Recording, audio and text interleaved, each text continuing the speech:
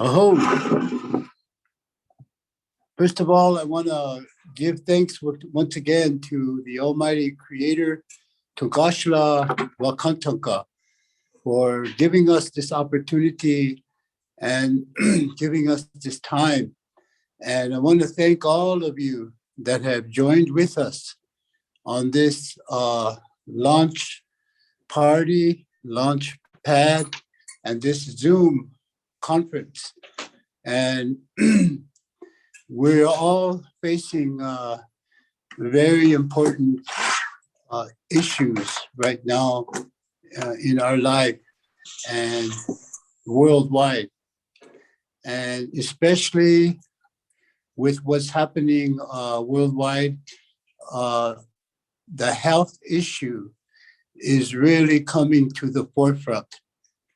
And and so I want to thank all of you that have participated in this this endeavor to create awareness and to create the base of some economic self-sufficiency. And I want to thank once again, not just only all of you here, but I want to thank David. I want to thank Naiva for all of the effort and all the work that you put into this endeavor, this online marketing. And I also want to thank Chantewa Stewi for her the sharing of her teachings, her medicine, her culture, and a lot of her ancient knowledge, but also stepping forward and sharing her Lakota name in the naming of these products. And we have, there is so much to share. There is so much to learn. And especially when it comes to, the health of our people. And and so as you all know, the Chasing Horse family, we've been on a great hunt. And long ago, our ancestors used to hunt for buffalo, but today there's no buffalo. So now we hunt the knowledge, and we hunt the medicine. And so in this great hunt that we've been on, we've been looking for hunting for solutions. And whether it be with our health or the environment, the family, the culture, and all the necessities, our language, our ceremonies, our songs.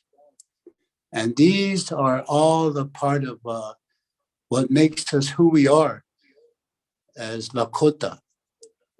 And practicing our traditional values. We have many values in which, we incorporate into our ceremonies. And one of them is courage. And one of them is also wisdom. And we say Jospeh in our language, and having the courage to take on a challenge, in your life, and also having the wisdom to make good choices.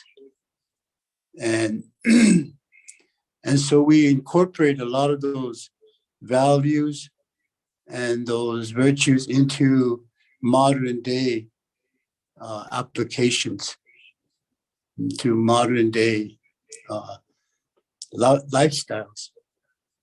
And so Chante Pak, the Chante Washdewi, the history goes way back. But it's going to extend into the future and build the building blocks, so to speak, for an economic recovery, an economic force, and which is the backbone of any nation. And so in the building blocks, these are phases in which we are building. And so all of you participating are in educating yourself and learning. And these are the tools of tomorrow. And the world is changing fast before us. The environment is changing. And today, excuse me, we live in a society where we think an instant that things can change. And and so within this society we live in today, we have to survive, and we have to not only preserve that which is the ancient of our cultural identity, but move forward into the modern world, our children, our grandchildren. And so these are the building blocks, so to speak, of building a business, an economic base, and a new way of marketing through this system. And so you've all have learned a lot in this, and we've got a lot to learn yet as we go. And Chante Washdewi, she wants to extend out her good wishes to all of you that are listening, and so she, in a sense, is putting out the call.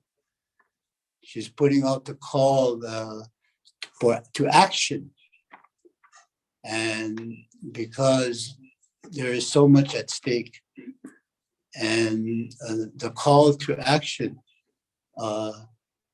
There's the spirit of 7 generations that are yet to come, and they're calling out to you, to those that will listen.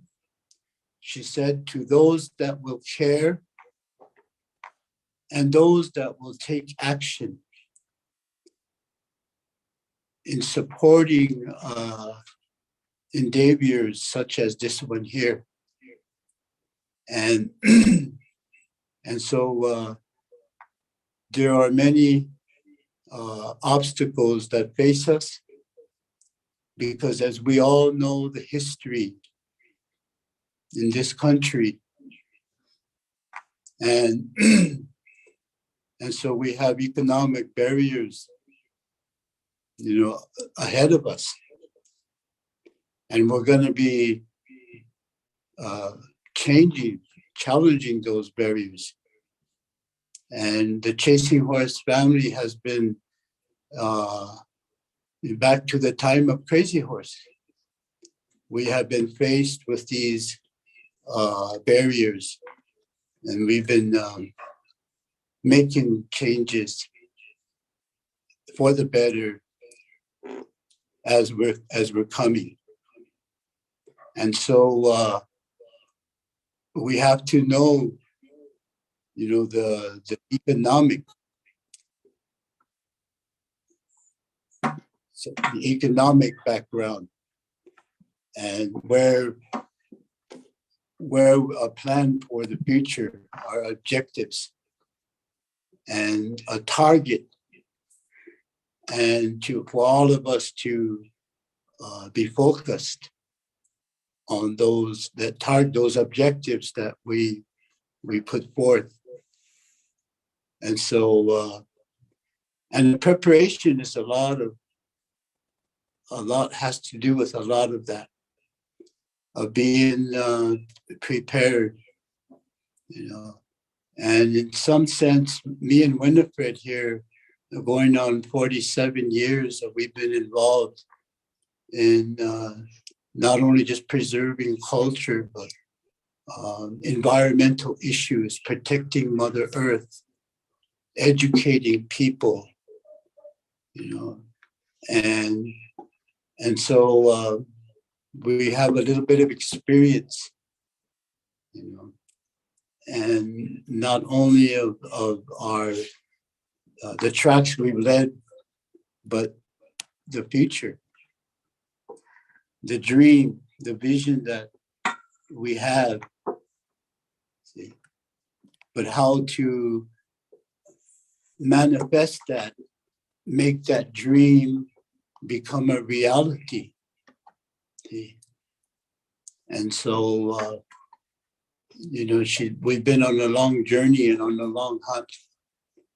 And so this is once again one of those solutions that we found to help us health-wise, and each and every one of us. So it's something that we've decided to put our support and our whole heart and our whole effort into getting our people well, And that's a big task, because our people are so sick today. And so, it's her prayer and like her vision, her dream, and to get all our people well again, to begin with our family.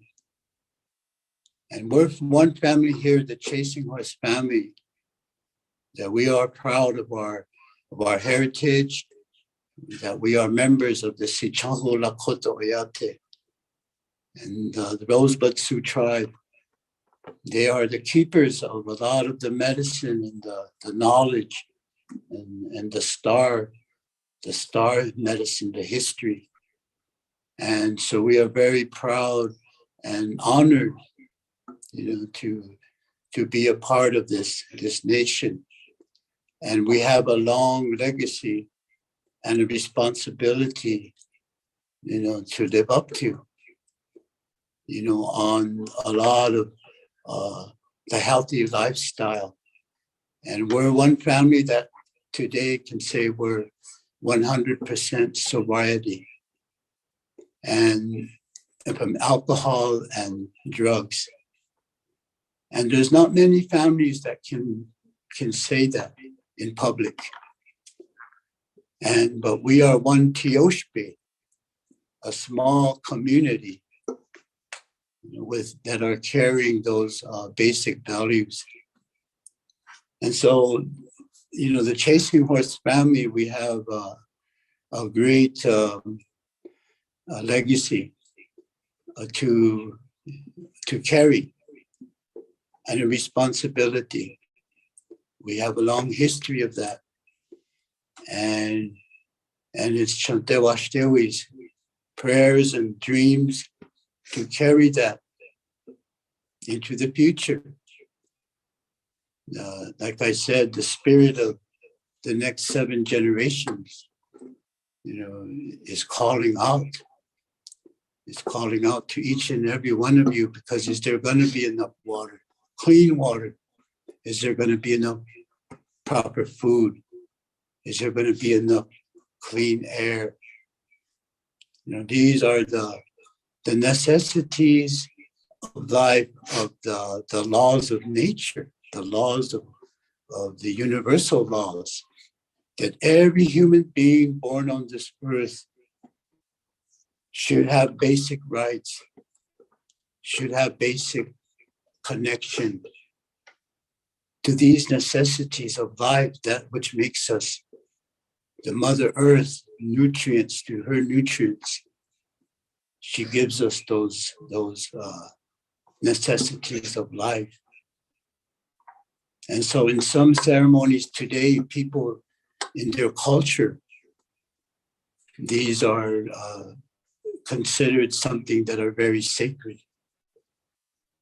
and very, very holy, because our bodies are the center of the universe. Our bodies are the center, and so how we love ourselves, how we take care of ourselves, not only just through the nutrients and the good grandma's medicine food that we eat, that nutrients us, but it also the spiritual food that's here in this world that we have to partake of too, to teach your spirit how to grow healthy, to grow. What are those spirit foods? Those spirit foods are the wisdom of your elders, the patience that you must have, the endurance, the courage, the generosity, the kindness, and yet the fortitude and the strength. These are the values that in which we must incorporate. And these are not written down anywhere like the 10 Commandments, but they're implemented into the minds and the hearts of our children, implemented into the hearts and the minds of the people. That way, it will never be forgotten, and it will continue on. And so,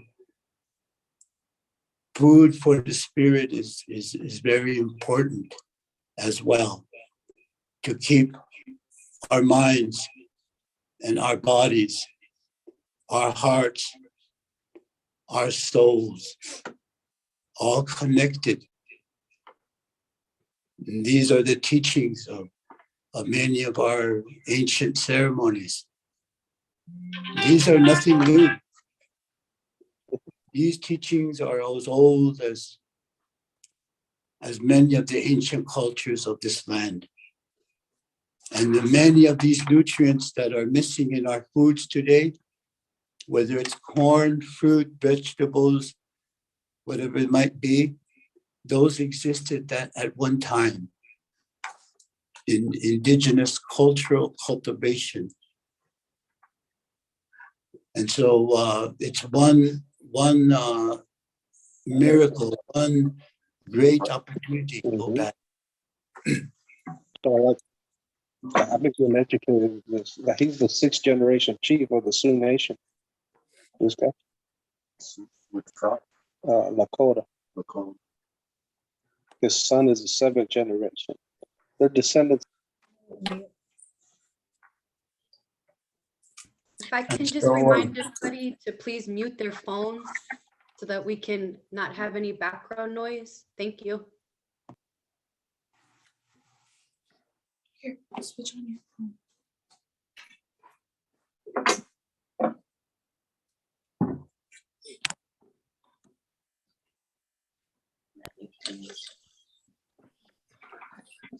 Thank you, Dad. I want to, excuse me at this time, a little bit of a technology battery was going down, but we have backup here. And so Nice. want to thank those of you who are directly participating in this project here. And as I had mentioned before, that as our family grows, as we educate more people, and as we are able to grow with this understanding, and these nutrients that are missing in the food chain today, all of that is documented. There's evidence of all of that. And so indigenous people, we're aware. We're a lot more aware than what people know of the changes that are coming, the global changes, the environmental changes that are coming. Is the two-legged going to be prepared? Already, if you look at the winged ones, the animals, they're already migrating. They're already preparing for that change that's coming. But the two-legged, what are we doing? Are we getting ready for that change? Are we preparing our bodies? Are we preparing and doing our ceremonies and teaching these things to our children? Who has the plan? Who has the plan if something was to happen? And so we are doing something that's very, very important here, and very, very and serious, because it has to do with the health of our people. And I cannot express that so much.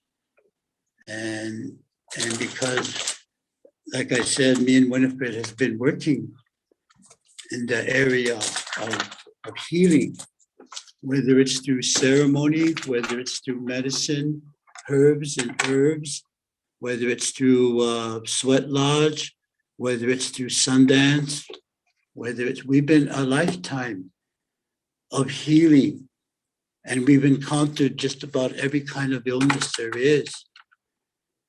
And I want to give hope to all of you out there and encourage you, because Winifred went through a cancer and she overcame that.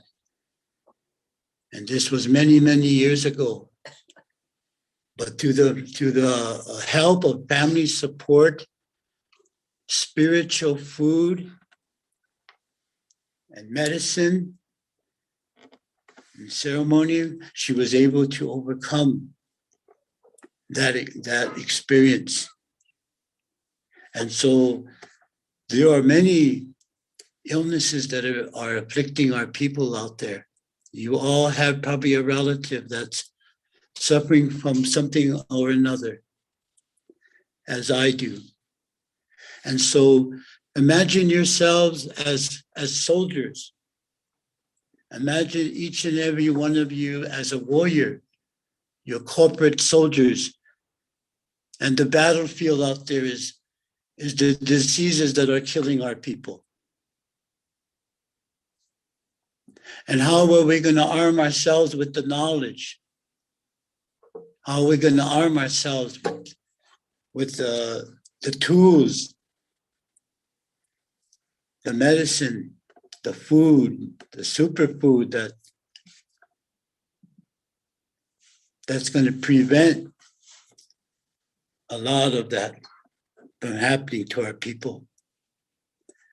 And through our ceremonies, you all know, many of you have sobered up through our traditional ceremonies. You found a life that was far more purpose in your life, because you had an opportunity to sweat lodge, to Sundance, to go up on the hill, to experience these things in life that are so rare in the world today. But it's a life-changing.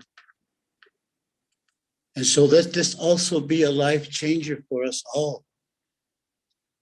Let this be a shining light that we can show our people once again. And so Chantewa Shterwi, sitting here beside me, she wanted to share that much with all of you here tonight. I don't want to take up too much time, because there's so much that all of you have been prepared to share with us. We're looking for ideas. we're looking for ways, to build this family and of healthy people. And so thank you again for listening.